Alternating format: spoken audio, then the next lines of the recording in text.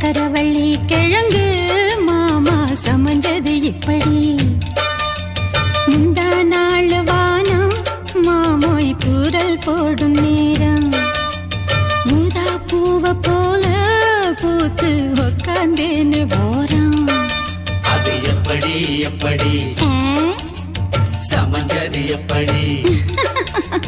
சக்கரவள்ளி கிழங்கு மாமா சமைஞ்சது இப்படி